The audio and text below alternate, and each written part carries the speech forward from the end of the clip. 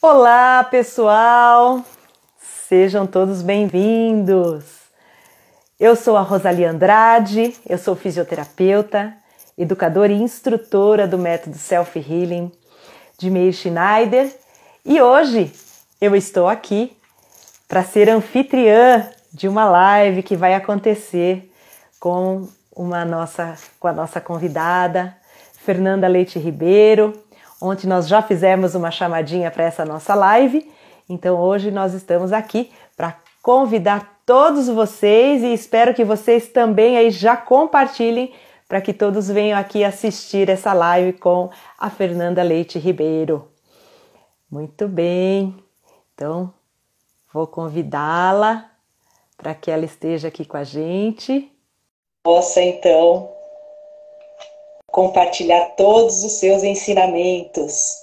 Enquanto ela não entra, só para lembrar a todos vocês que nós temos live todas as semanas com algum educador, com algum instrutor, aluno, ou todo aquele que já passou por essa experiência do método Self Healing. Então a gente convida todos vocês a estarem aqui com a gente toda semana através do canal Self Healing Brasil. E a Fernanda está aqui então com a gente. Oi, Fernanda, tudo bem, minha querida? Oi, Rosali, muito obrigada por me convidar para fazer essa live, viu? Estou muito feliz de estar aqui. Que bom! Eu tô mais ainda, porque quem ainda não conhece a Fernanda, né? Nós temos aqui um grupo grande que é fã da Fernanda, de tudo aquilo que ela traz pra gente, mas para quem ainda não conhece, a Fernanda Leite Ribeiro, ela é educadora e instrutora do método Self Healing de Meir Schneider, também é optometrista comportamental e, além disso, ela é representante do Brasil, né? No College of Syntonic Optometry, que depois ela até pode contar pra gente um pouquinho como que é esse papel dela lá também. Mas Fê, né? Assim, ela é muito próxima aqui da gente, então a gente chama ela sempre de Fê ou Fê. Também eu sou velha de guerra nessa história do self-healing, né? Quantos anos que a gente está nessa estrada, né? Essa guerra, né? Verdade. Uma família grande. Sem dúvida. É, né? Tá bom. Então, antes da gente só começar esse nosso bate-papo gostoso, que a gente já vai entrar, só vou pedir para todos vocês que estão aí nos assistindo, compartilhem, vamos lá clicando aí no coraçãozinho, curte, isso é muito importante, né? O Instagram, ele gosta quando tem ali coraçõezinhos, ele entende que é um tema bacana e depois ele também compartilha para todas as pessoas. Então, Fernanda, né? Você já esteve aqui com a gente há algumas semanas atrás, né? Trouxe um tema bem bacana sobre visão e aí surgiu essa questão, né? Principalmente na educação das crianças e no desenvolvimento dessa visão junto com essa educação. Então aí surgiu esse novo tema para que a gente possa conversar por aqui. Então vamos começar, né, Fê? Vamos lá, vamos lá. Vamos lá. Em primeiro... Fala. Não, pode trazer, pode. Porque, em primeiro lugar, eu queria só fazer assim, um alerta, né? Que eu não sou uma especialista em educação, não é isso. E nem em desenvolvimento infantil. Eu vou trazer para vocês o olhar que a optometria comportamental e toda a minha experiência como educadora visual ao longo de 30 anos, né? Formou uma maneira de enxergar como que seria a melhor forma de trazer uma substância e uma ajuda para que o desenvolvimento infantil, no que se refere à visão, seja o mais equilibrado e adequado possível. Obviamente, existem profissionais muito mais habilitados para tratar disso especificamente. Mas eu achei muito importante a gente trazer esse alerta, especialmente, claro, que hoje a gente não pode esquecer que estamos vivendo tempos estranhos, tempos diferentes, e que colocam questões na cabeça de muitos pais, né? O que fazemos com os nossos filhos que ficaram 1 ano e meio confinados dentro de casa, às vezes crianças muito pequenas, muito menos exposição à luz do sol, muito mais tablets e celulares dos papais ali, requisições deles muito mais pesadas, né? E muitas vezes também muita necessidade dos pais de arranjar um tampa-choro mais adequado do que ficar lá de brinquedo de filho, né? Então, Que não é fácil, né, Fernanda? Ter não, essa de criançada fato dentro não de é. casa, a gente sabe que não é. Então precisa muita criatividade. De fato não é, e eu fico feliz, assim, egoisticamente, que hoje eu não tenho mais filhos pequenos, só netos, e que quem cuida deles são as mães. Então, eu não tenho mais culpa no cartório, né? Agora, Mas, sem querer ser assim muito incisiva e começar a pontuar o que deveria ser o melhor ou pior para os filhos, né, de vocês, não é muito essa a ideia, mas a ideia é trazer um pouquinho, assim, uma reflexão do que significam as escolhas que a gente é obrigado a fazer agora e o peso que elas uhum, têm. Então, a gente ganha um pouco mais de ferramenta para avaliar o que a gente está oferecendo para os nossos filhos, né? Porque também todo esse tempo que nós estamos vivendo assim de exceção, eu diria, espero que seja, pelo menos, né? É uma coisa que passa. E assim como a infância também passa e constrói os seres humanos de acordo com a experiência que eles viveram nesse período, né? Esse período é exato, fundamental para isso. exato. Então, Então, Fê, então, diante disso, que é maravilhoso a gente entender que tudo é um processo, né? Desde que a gente nasce, nós vamos nos desenvolvendo, aquele bebezinho se tornando criança, para depois adolescente e adulto. Mas, com tudo isso, o que é que essas crianças desta atual geração estão consumindo? pois é, então, isso é que foi o toque que eu recebi na outra live da Sula, que me pediu para falar sobre isso hoje, porque a gente, assim, pincelou um pouquinho naquele dia, porque as crianças hoje estão recebendo um tipo de alimento que, pelo menos dentro das cartilhas, né, do que seria adequado, extrapola um pouquinho. Isso já vinha de lá de trás, de hábitos que foram adquiridos ao longo desses anos, a gente sendo bombardeado por novas ferramentas de comunicação e tal, celular já muito mais acessível para criança pequena, tablets dentro do carro para a criança não precisar ficar reclamando para a mãe e perguntando a cada um minuto, já chegou, já chegou, já chegou, fica vendo um filminho aí e me deixa em paz, né? Então, essa série de hábitos, né? Eles Uhum, acabaram se exacerbando nesse período.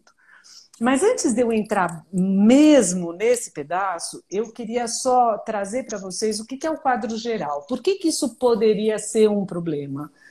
O que certo. significa a visão de fato em nós humanos para que a gente tenha que se preocupar com esse tipo de coisa, especialmente falando dessa fase do desenvolvimento infantil? Essa fase eu quero definir como do nascimento até os 6 anos de idade.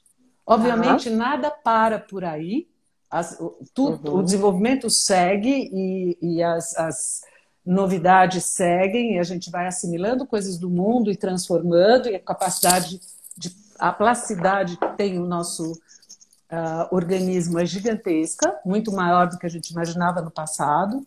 certo. Mas o fato da vida esse período até os 6 anos é o período de formação. Então, essa é a fase que vai pautar e vai talvez definir a,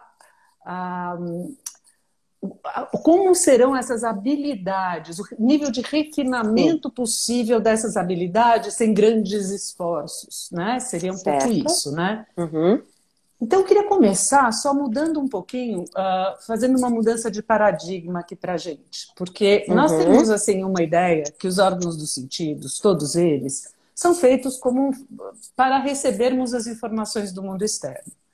Visão certo. é para enxergar o mundo, a audição é para escutar, o tato é Uhum, para sentir e assim por diante. certo. Não vou negar essa questão, mas isso é a ponta do iceberg. Não é nem a parte visível do Hum, iceberg, é muito menos que isso. Porque isso certo. não faz nenhum sentido se não houverem as interconexões. Então, o ser Claro. humano, na verdade, ele é feito da qualidade de conexões cerebrais que são construídas a partir, na verdade, já na vida intrauterina, uma pequena parte, mas a maior parte a partir do nascimento, com as experiências que recebe. Certo. Não é muito difícil a gente observar isso ao ver um bebê quando nasce, a qualidade de movimento que ele tem, são movimentos estereotipados, movimentos que não são movimentos construídos, eles são movimentos de sobrevivência. Existe um nome para isso, existe gente que estuda isso, que são os reflexos primitivos, né? Mas eles estão ali para garantir a sobrevivência. A partir do momento que o bebê nasce e começa a receber informações do mundo externo, ele começa a construir as conexões entre os neurônios e o cérebro vai ganhando, pouco a pouco, uma inteligência. Certo. Os aspectos da visão, audição, tudo isso, a riqueza deles é quando eles se interconectam, porque visão não foi feita para enxergar. E nem audição para escutar. Não! Eu não nasci, imagina. Então explica um pouquinho, que isso é demais. Você fala assim, eu tenho olhos e não é para enxergar? Como assim? Pois é, sim e não, né? Vamos aqui. Você já pensou o ser humano, todo esse aparato, para você ficar parado contemplando, olhando? Não é só isso. Poxa, o olhar, ele é para eu me mover no mundo, para eu interagir com o mundo através do sentido da visão. Mas a visão não está lá só para me devolver informação, mas para me conectar com outros sistemas do corpo, especialmente com o sistema motor, para eu poder sobreviver no mundo, ganhar um poder de apreciação, ganhar uma comunicação, ganhar um conceito, o entendimento do conceito, que vai receber... Então a gente interpreta tudo isso, então, né? Claro. Eu sempre falo isso, né? O mundo que eu enxergo não é o mesmo que você enxerga, né, Fê? Pois é. E você vê uma coisa, são habilidades que a gente vai ganhar. Então vamos voltar para o nenezinho e a gente vai ver direitinho isso. Porque você vê aquele nenezinho fazendo aqueles movimentos e tal, ele está treinando o corpo dele, ele ainda não enxerga quase nada. Eu não vou entrar nessa especificidade, mas a partir dos 4 meses, ele já começa a ter um outro entendimento do mundo, a ter uma resposta inteligente de comunicação, né? Quer seja o rosto da mãe, que ele já está reconhecendo há um tempinho, a capacidade de usar os 2 olhos juntos, ele vai organizando, harmonizando. E dali para frente ele vai passar a engatinhar, e o engatinhar tem tudo a ver com a visão. Porque a criança, o estímulo mais importante para o engatinhar é alcançar as coisas. É se locomover naquele mundo que ele tem uma percepção, especialmente periférica, e ele quer interagir. Né? Os bebês que não enxergam, claro que eles vão desenvolver também, mas são desenvolvimentos bem diferentes daquele de uma criança que tem todos os sistemas saudáveis. E aí a gente vai vendo essa evolução, né? E essa evolução, então, ela me conta que o nosso cérebro é extremamente visual, por princípio. Sim. E pasme você, 70% do nosso cérebro se conecta com a visão em alguma medida. Muito mais do que os outros sentidos. Né? Então ela tem um papel dominante. Exato, né? Isso quer dizer. Então quer dizer que ela domina todas essas relações e esses processamentos que vão acontecendo dentro da cabeça da gente. Exatamente. Primariamente pela visão. Exatamente. Olha, para nós adultos, né? Vou dar um exemplo disso que é muito simples. Quando você está falando com alguém numa língua estrangeira, que não é a tua língua, mas você consegue falar bem. Quando você fala ao telefone, em geral, é muito mais difícil, muito mais penoso do que quando você está tete a tete com a pessoa. Sim. Por quê? Porque o movimento labial chega primeiro, a visão chega primeiro, a informação. E ela entra como um apoio para a audição que está se comunicando, né? A gente na escuta da fala da outra língua. E mesmo, sei lá, esse é um exemplo meio bobo, certo. Mas ele mostra como, assim, tem um apoio, não é nada sozinho, não é esse que é para enxergar, esse é para escutar. Não. O que importa é aquele monte de comunicação acontecendo. E essa comunicação, ela vai sendo construída pela criança através de 2 coisas básicas, claro, muito mais que isso, mas básicas.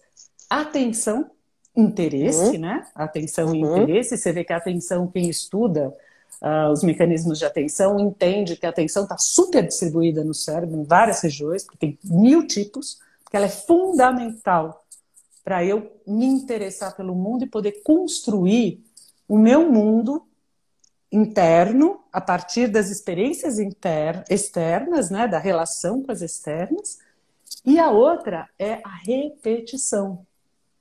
Ou seja, eu repito, eu aprendo, eu integro e eu automatizo isso dentro da minha vida. Certo. Período da criança, do 0 ao 6, é o período basicamente de fazer esse aprendizado. Você vê que lá nos 5, 6 anos, né, é claro que cada criança vai ter sua dinâmica, né? Eu falando num sentido bem genérico. Lá pelos 5, 6 anos é quando a criança aprende o quê? Andar de bicicleta, aprende a nadar, quer dizer, ela está sincronizando tudo com uma visão extremamente ativa, né? Para aprender a andar de bicicleta sem a visão é bem mais complicado, né? Ou com uma visão mais baixa e tal, né? Então, são integrações que me permitem viver a vida no mundo através de todos os sentidos juntos, né? Que só para trazer mais uma coisinha bem asterisquinho assim, não são só 6 sentidos, né? 5 sentidos, né? Sabemos hoje que tem gente que está mapeando uns 30. Quer dizer, uau, hoje eu estava sabendo que eram 7, hoje já está em 30. Aristóteles estava errado, tá? Ele que falou 5 sentidos. Mas a gente continua nessa vibe, né? Porque a gente tem bastante dificuldade de reformar os conhecimentos que a gente recebe nesta fase de criança, porque aquilo fica impregnado, né? Então, sim, vários outros sentidos, né? Mas então é isso. Nós somos seres de integração, de comunicação. E essa é a fase, então, que nós começamos a apreender o conceito das coisas.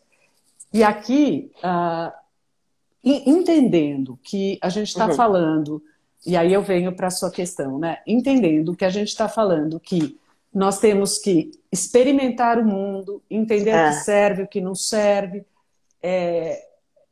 Vou fazer outro asterisco, porque eu tenho uma neta de 1 ano. Ah, que linda. E eu tenho acompanhado o desenvolvimento dela, né? Ela já é minha terceira neta, eu venho sempre observando, né? A partir do momento que para mim esse é um assunto, eu fico lá com aquele olhar e tal. E eu vejo quão rápido ela aprende, engatinhando, as coisas que são perigosas. Então, sabe aquela coisa do neném engatinhar, subir 2 degraus e de repente senta na beira do degrau e vai cair? Sim. É rapidinho, é uma queda. Aprendeu. Né? Sobrevivência, né? Sobrevivência, mas ela começa a ganhar habilidade, porque ela entende o perigo e começa a ganhar as habilidades. Vai aprendendo de uma maneira inteligente. Certo. Então vem aqui a primeira coisa, né, que a gente pensa. O caráter super protetor é sempre uma coisa muito negativa para o desenvolvimento. É terrível, né? Porque eu sei que, principalmente, esse é um recado principalmente para as vovós, tá? Não é tanto para as mamães. As vovós são muito mais patifas nessa coisa, né? A gente fala, vai cair, bater a cabeça, né? Não. Se você, claro, você está vivendo lá no 10º degrau da escada, vai lá atrás que pode se arrebentar mesmo. Pode mesmo, né? Tem certas coisas que a gente precisa evitar, né? Claro. Mas, enfim, então, esse desenvolvimento, ele está muito relacionado com a qualidade de estímulo que a gente permite que a criança tenha. Sim. E aí é que fica a dica, né? Como que a gente, como que nós devemos olhar para isso, agir a partir disso, né? Entendendo que visão é algo que é para você se mover no espaço, ou seja, uma criança que eternamente está dentro de um berço ou dentro de um carrinho passeando passivamente por aí, ela vai ter um tipo de desenvolvimento. Aquela criança que fica no chão o tempo inteiro, comendo terrinha, não sei o quê, ela vai ter outro tipo de desenvolvimento. Você dá um vermelho depois. Pois é, Fernanda. Então, pegando isso que você me traz, uma criança que está lá no carrinho, como você falou, né, ou está na cadeirinha e que para ela, né, não ficar perturbando muito, a gente entrega na mão dela tão precocemente um tablet para ver até mesmo uma historinha, né, um filminho, né, não vamos nem dizer ainda que são as habilidades que daqui a pouquinho elas já estão jogando, mas só de estar ali olhando passivamente provavelmente esse desenvolvimento dela e toda essa integração que você está me contando vai acontecer ou tardiamente ou vai ficar bem deficitária. Sim, ou de uma forma diferente que a gente nem sabe como vai ser, né?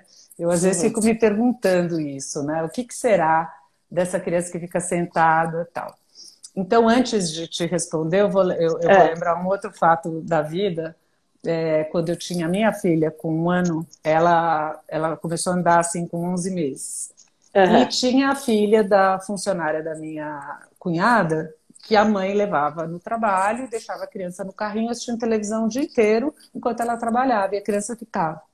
E eram exatamente da mesma idade. Esta menina nem engatinhava, mas falava tudo. Parecia uma coisa meio de filme de terror, porque ela falava perfeitamente, com 1 ano. E a minha filha andava, já corria, tropeçava e tal, e não falava nada. Então, olha o tipo de estímulo, né? Ela ficava o dia inteiro diante da televisão versus a outra que morava no mato, a gente morava numa casa fora de São Paulo e tal. Então, era outro tipo de estímulo. Então, essa experiência, ela pauta muito e ela vai pautar também as nossas escolhas futuras. Porque a habilidade, ela é muito isso, né? Eu sou boa de esporte, então eu vou ser sempre a primeira escolhida no esporte. Eu vou gostar de esporte. Agora, eu sou o último a ser escolhido no time. Eu não dou muito certo ali. Eu vou escolher me fechar. É um pouco, né, estereotipado assim, mas é um pouco isso também. Então, o que tem que haver nesse período de desenvolvimento, que é muito importante, é variação. Quando a gente fala de celular e tablet, eles são muito sedutores. Porque eles apresentam um mundo fácil de aprender. Porque aquilo passa na tua frente. Você faz um toque de mágica e aquilo acontece. Não tem trabalho, né? É um dedinho. Qualquer criança pequenininha já sabe passar o dedinho na frente do celular, né? Verdade. E aquilo, então, começa a provocar escolhas neurais, né? Não estou falando de escolhas de decisão, mas neurais mesmo, de funcionamento. O cérebro é muito econômico, ele gosta de trabalhar com pouca coisa. Ele está aqui na nossa cabeça para a sobrevivência da espécie, em primeiro lugar, basicamente. E depois é que tem as outras coisas, né? Então, você prover com variação, você prover essa infância, esse período todo, atendendo aquelas fases corretas do desenvolvimento. Nem dar coisa de mais, nem de menos. Estimular na medida correta. Não é muito difícil. Tem livros e livros e um monte de gente falando sobre isso de uma maneira super fácil e muito intuitivo nas mães também. As mães percebem quais são essas fases, né? E eu acho que isso começa a ser a primeira parte do caminho para a gente poder se desenvolver num ser humano hábil, adequado e que seja feliz, porque quando você pode ter habilidades que te permitam fazer escolhas não a partir do que você consegue fazer, mas do que você quer fazer, é completamente diferente, né? Sem dúvida. Então, voltando um pouquinho nessa coisa dos tablets, né? Ele tem algumas coisas que para mim são muito nocivas. E aí eu quero entrar diretamente na questão, né? A primeira coisa que eu acho extremamente nociva é que uma criança pequena que fica muito tempo diante de um tablet, jogando aqueles joguinhos infantis super com carinha de inocente, lindinhos, eles estão, em geral, falseando um mundo 3D. Mas é um mundo 2D. Ele é um mundo chapado. Chapado, claro. Não tem profundidade, Você né? Não sente no tato a profundidade. A relação tato com visão, ela é imensa. Ela é tudo. Eu só enxergo aquilo que, nesse período inicial, né, é o que eu pego e me interesso. A criança experimenta, ela sente. Você vê que os brinquedos infantis são táteis, eles têm um barulhinho, eles têm texturas diferentes, tudo para fazer a composição daquele todo, entender o conceito geral e entender que um chão pode ser áspero, e ter seus perigos, pode entender a lisura de certas coisas, e a partir do momento que a experiência está vivida e adequada, ela entra na gente dentro de um padrão de memória, dentro de um padrão integrativo. Num tablet, você tem um lisinho lá que faz tudo. Então, ela se encanta, porque é uma profusão de cores, de sons, de tudo isso que também interessa, mas o tato fica prejudicado. E quando o tato fica prejudicado nessa fase, eu estou falando da visão também. Certo. E a visão, além disso, essa questão do 3D, a habilidade de enxergar 3D, ela depende de dois olhos juntos, chegando num ponto, e você tendo essa binocularidade bem construída, né, que também é construída nesse período, né? E só que isso é uma habilidade que você pode ganhar e otimizar com a experiência. A pessoa fala, eu enxergo 3D. Pode ser super rudimentar ou pode ser super adequado. Certo. Um esportista de alta performance, ele tem um super 3D. Claro. Porque você está falando de distâncias milimétricas. Já outras pessoas, pode ser que não desenvolvam tão bem. Tá?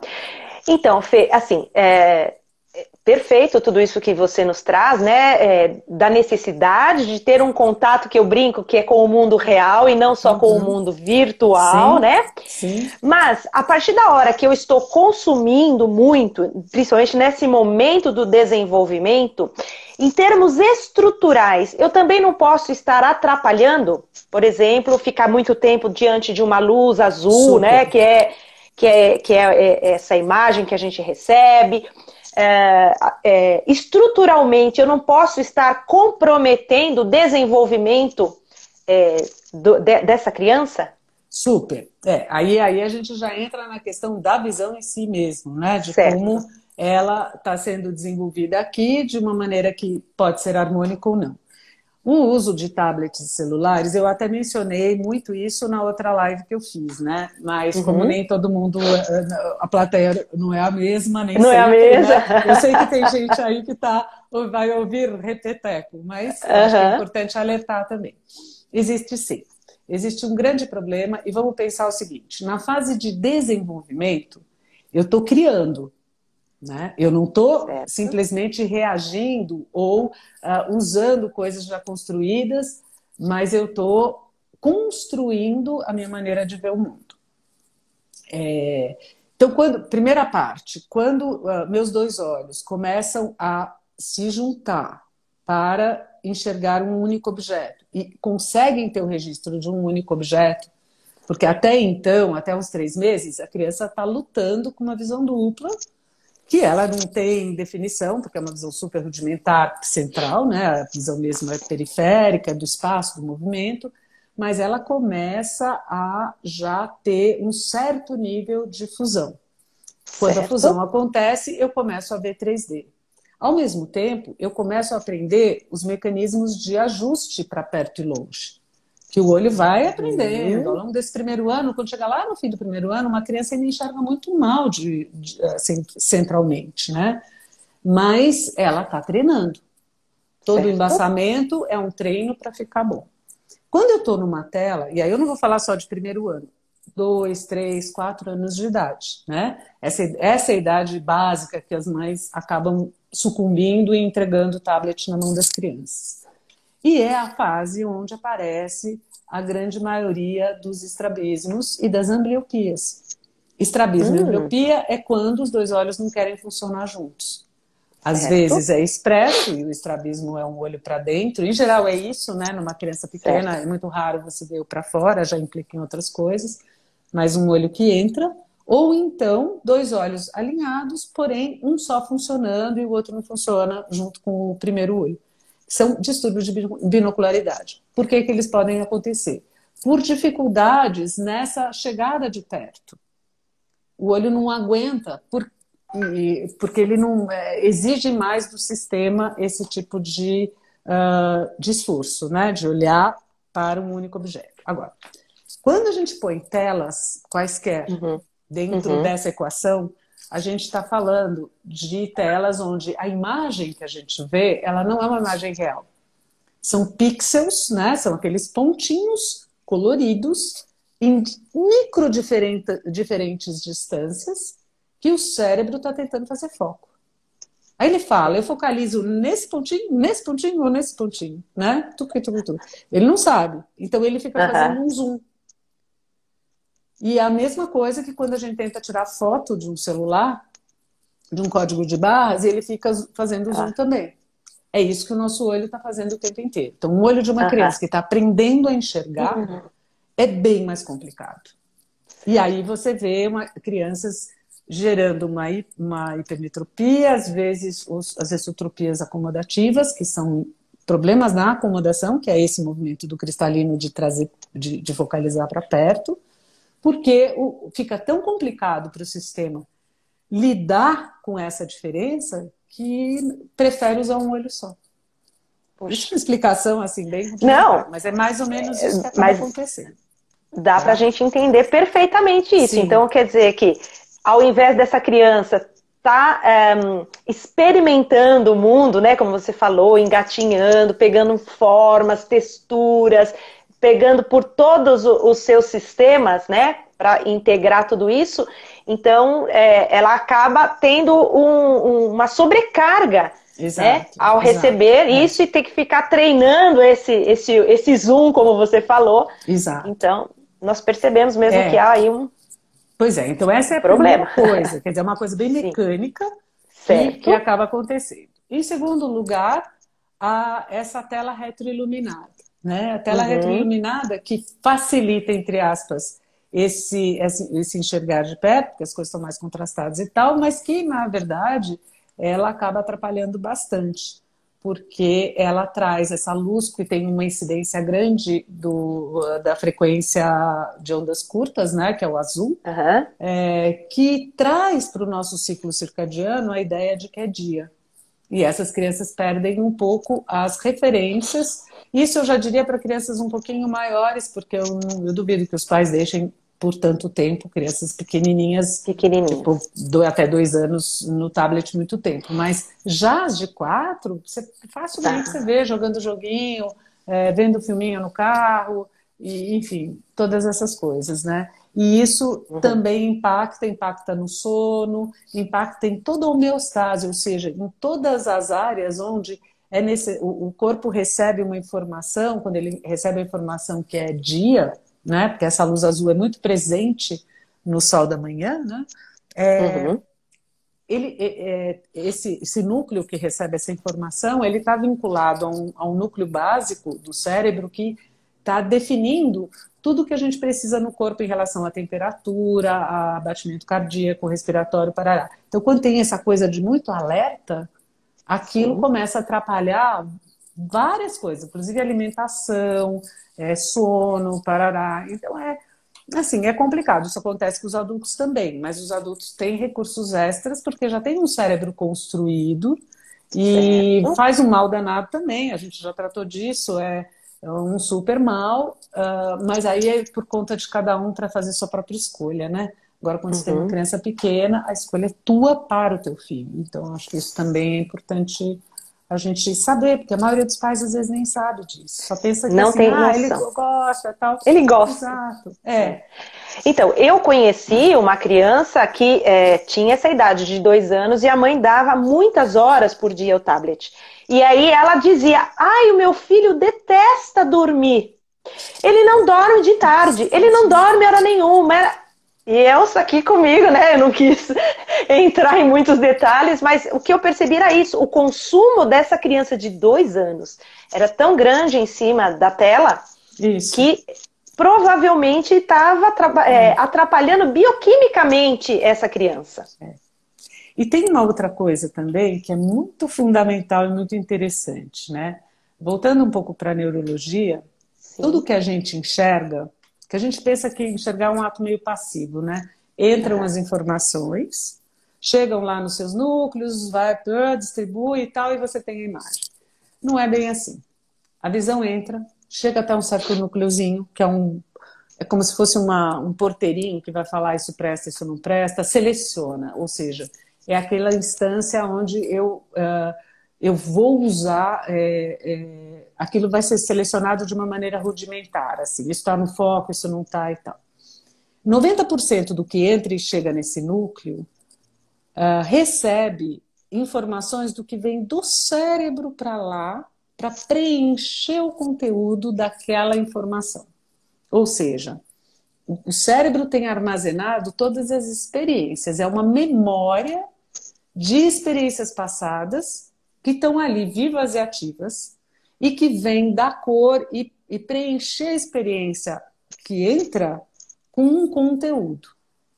Tanto de nomear, de entender o que é aquilo, mas um poder de apreciação, porque está ligado a todos os centros, inclusive aqueles que dão o poder de apreciação do gosto e não gosto, isso é interessante, isso não é, isso é legal, isso não é e tal. Então, e olha que loucura, 90% do que entra nesse núcleo significa 10% das conexões relacionadas com o que vem daqui. Então, vem muito mais do cérebro para se encontrar com aquilo que entra do que o que entra.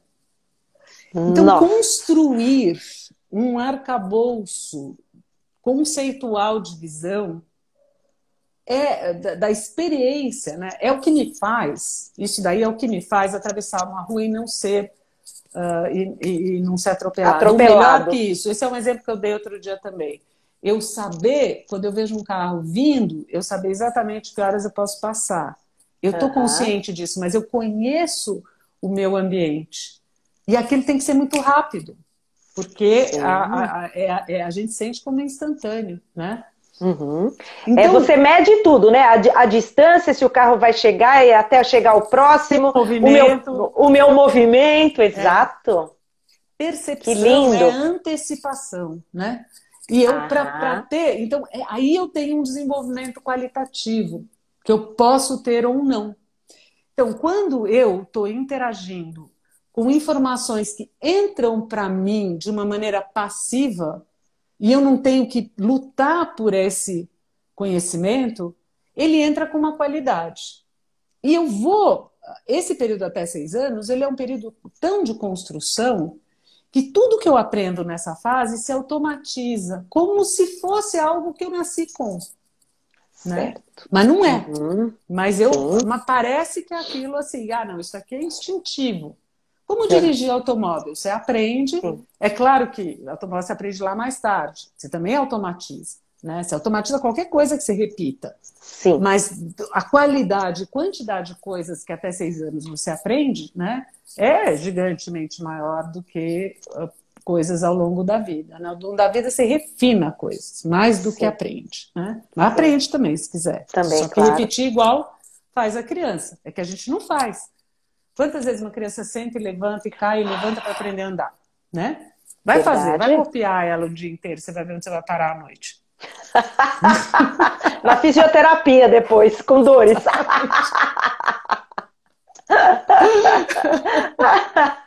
Mas eu quero chegar, assim, tudo esse papo aí é para chegar num ponto, que é o outro ponto que eu queria sugerir para os pais, além dessa coisa de olhar muito para quantidade de tempo, tanto em TV quanto tablets e tal, é também na questão do que é assistido contra o que é contado. Quando eu falo nessa qualidade de tanta informação que eu tenho armazenada no cérebro, e o quanto a atenção é que desencadeia essa comunicação, né? A atenção é o grande fator, é o interesse, é eu querer alguma coisa, ver, né? Eu escolho o que eu vou fazer. Seja bom ou seja mal, eu estou escolhendo, né? Que vem dessa profusão de informação que está aqui. E aí, quando eu escuto uma história contada pela mãe antes de dormir, pelo professor na escola, a criança está elaborando internamente a sua memória visual. Ela está pensando, ela está ouvindo e ela está construindo imagens dentro da cabeça dela. Isso é visão, isso é do aparato visual, porque isso é todo esse arcabouço que vem.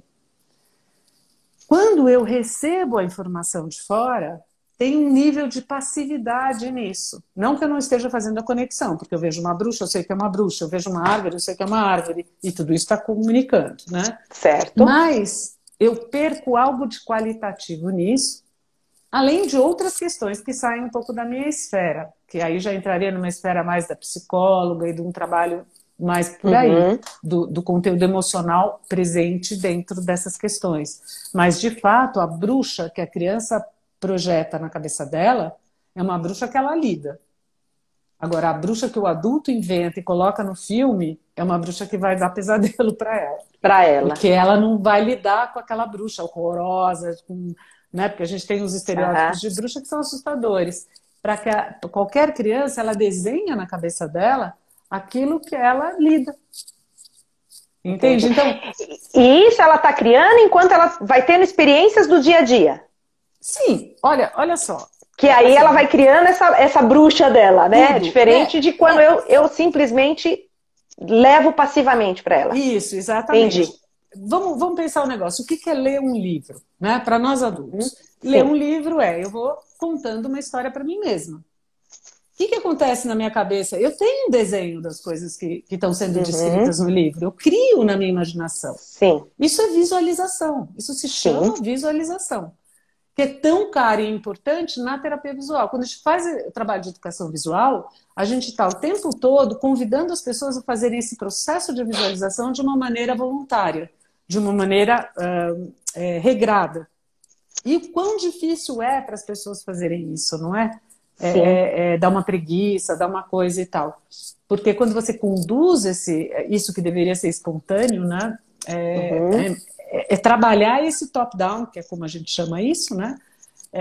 Para exacerbar aquilo que entra, ou preencher melhor aquilo que entra com talvez numa qualidade pior, que é o que acontece com as pessoas que buscam ajuda no trabalho de visão, né? Entendi. Então, intensificar esse canal de comunicação é muito importante. Agora, quando você pega a fase de desenvolvimento e desenvolve uma criança apta a visualizar, com uma facilidade grande, com desenvoltura, com alegria, esse é um dado que é como se ela tivesse uma lâmpada de Aladim guardada no bolso para o resto da vida, em relação ao processamento visual, né? Então é muito rico, muito bacana. E aí, então, assim, meio que concluindo isso, eu sei que hoje, ainda mais esses tempos de pandemia, que todo mundo trabalha em casa, os filhos ali com excesso de energia, nenhum pai está aguentando e tal, eu acho meio inexorável que tenha acontecido isso mesmo, né? Eu não sei como seria eu fazendo isso nessa fase. Agora, é muito importante a gente saber que que essas crianças vão pagar um preço por isso. É uma fase onde tudo é muito rápido, as informações entram e entram mesmo, né? É mais difícil, mas ao mesmo tempo é muito plástico. Então, sempre é tempo para mudar isso. E a criança, assim, que eu sugeriria, né? O velho parquinho de diversão é o grande desenvolvedor dessa fase, né? Gangorra, balanço, gira, corda, bola, elástico, tudo isso, pra vocês terem uma ideia, dentro de uma sala de educação visual, a gente simula esse tipo de coisa. Para adulto, criança, para tudo. É sempre isso, trabalhar visão periférica. O que é o balanço, né? Trabalhar a gangorra também, quer dizer, toda essa questão da visão com o movimento real, sentir o perigo real, cair, ralar o joelho, tudo isso faz parte. Certo. Fê, como só faltam 15 minutinhos, porque passa muito rápido, e esse assunto, e você falando, então é uma delícia escutar, é uma delícia. Eu tô aqui aprendendo. Eu vou abrir os comentários, vou ver se o pessoal quer fazer alguma perguntinha, porque daqui a pouquinho você já tem que passar os seus contatos pra gente, para as pessoas que quiserem saber do seu trabalho e tudo mais. Então vou abrir aqui os comentários. Todo mundo que quiser fazer alguma pergunta para Fernanda, disso, né, ficou dúvidas ou vocês têm alguma pergunta em especial, podem fazer aí, escrevam. Bom, por enquanto o pessoal só mandando gente de todos os lugares. Oi! Nossa, tem uma amiga minha que está lá da Holanda assistindo a gente. Olha lá, aqui a Sandra. Dizendo delícia mesmo, é verdade, obrigada. né? A Alja, todo o pessoal aqui curtindo com a gente. Mas então, vocês têm aí alguma perguntinha para Fernanda? Ainda não? Now or never. Eu vou deixar em aberto. Fê, você quer concluir com alguma coisa que você acha que é muito importante ainda para essas pessoas, já que a gente vê que até os adolescentes aumentou muito a miopia, né, por conta da escola agora estar em EAD, e que isso vai ficar híbrido mesmo voltando, a gente sabe que ainda vai ter muita gente que vai estudar através, né, dos celulares e computadores. Você teria aí, assim, algo de sugestão? Então, vou deixar uma sugestão, assim, especialmente já que hoje o assunto era para as crianças pequenininhas, né? De tentar, assim, separar momentos, né? Mesmo estando em trabalho híbrido, eu sei que agora as crianças estão voltando para a escola, isso é bom, mas algumas pequenininhas não vão ainda, né? Acho que depende muito de cada família. Mas, olha, primeira coisa, assim, conselho mesmo, reduzam o tempo de tablet celular. Numa criança dessa idade, quando você começa com isso e depois você entra numa segunda fase, lá no segundo setênio e tal, que todos os coleguinhas têm, que vão usar, você nunca mais consegue regrar esse uso. Ele veio para ficar, ele está aí. A gente precisa entender que não vai, é uma luta perdida, né? Para quem acha que isso é ruim. Tem suas vantagens, mas eu acho que as desvantagens para crianças é total, assim, não tem porquê. Certo. Né? Então, tentar usar esse tempo de autoridade que a gente ainda tem para segurar essa onda desse tipo de coisa e tentar prover para as crianças outro tipo de alimento. Outras brincadeiras, quer dizer, gastar um pouco do tempo, aquele tempo que eu sei que não tem, mas que você vai encontrar, afinal é seu filho, né? De achar esse espaço do brincar real, massinha, argila, enfim, arranja um canto para fazer um monte de meleca no apartamento e vai em frente, sabe? Água, argila, massinha, mexer com materiais diferentes, olhar, fazer. Precisa coisa de fazer com a mão. E para os adolescentes, cuidado, porque está todo mundo ficando míope mesmo. Tá? Mesmo, né? Muita gente. A Soraya mandou aqui né, a perguntinha separado para a gente, querendo saber, para essas crianças que ficaram principalmente muito tempo dentro das casas e só com essa luminosidade de ambientes e que estão desenvolvendo fotofobia, se teria alguma coisa para elas? Então, a luz do sol, na verdade, a criança precisa ficar na luz do sol por algum tempo durante o dia, não tem saída, né? Então, todo prédio tem um parquinho embaixo, um saguão embaixo, uma janela que você joga lá os brinquedinhos para ficar ali perto do sol ou dar uma volta na rua. Mas isso é muito importante. Essa fotofobia, ela vem do excesso de ficar dentro de casa mesmo. Não tem saída, não tem o que fazer sem ser ir para o sol. Porque essa fase, o adulto teria até umas outras coisas, mas para a criança é muito importante a luz do sol, inclusive como uma proteção para a miopia lá na frente. Né? Eu tratei já na outra live sobre os adultos e todas as coisas que são nocivas nesse sentido e como isso está aumentando a miopia e tudo isso, né? Mas no caso das crianças não tem como não botar essas crianças no sol um pouco. Um pouco, né? E de algum jeito, nem que seja na janela, né? Pendura lá. Pendura na janela as criancinhas.